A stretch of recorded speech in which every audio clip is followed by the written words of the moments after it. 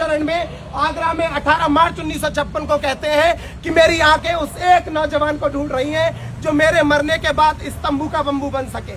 मैं first attempt NEET qualify हूं, MBBS की सीट को छोड़कर चीवर लिया। मेरी आई हिस्ट्री की प्रोफेसर है, पापा जीएसटी इंस्पेक्टर, घर में 4 क्लास 1 ऑफिसर है। जरूरत नहीं है बाहर निकल के घूमने की। कृतज्ञ है इसलिए 1000 किलोमीटर दूर से नागपुर में पड़े हैं क्योंकि नागपुर के लोगों को आकर धम्म दिया। आगरा में आए थे बाबा साहब अम्बेडकर 18 मार्च 1956 को। वहां एक बुद्ध विहार है, चक्की पाट बुद्ध विहार, जिसकी स्थापना बाबा साहब अम्बेडकर ने की।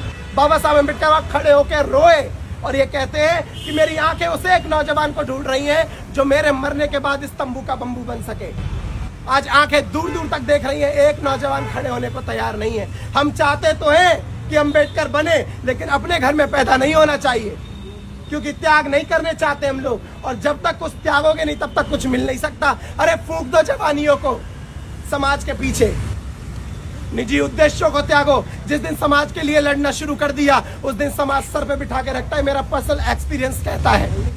तो मैं तुम लोगों से ज्यादा बड़ी बात नहीं कहना चाहता, मैं बस इतना कहना चाहता हूं कि बाबा साहब अम्बेडकर का पूरा जीवन समर्पित रहा है कि मेरा समाज अच्छा जीवन कैसे जिए, मेरा समाज स्वाभिमान में स्थापित कैसे हो। आज स्वाभिमानी बनकर जीते हो, कोई गाली दे तो सहन नहीं करते, कोई 2 रुपए दे तो सहन नहीं करते।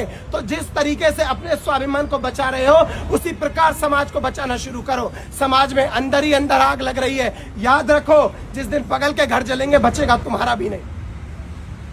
तो कृतज्ञता में आओ इस चीज के कि वो थे तो हम हैं तो समाज है, और समाज है तब तक हम लोग सुरक्षित रहेंगे क्योंकि समाज से हम हैं, हमसे समाज नहीं है। आप लोगों ने सुना, बहुत बहुत साधुवाद। नमो बुद्धाय।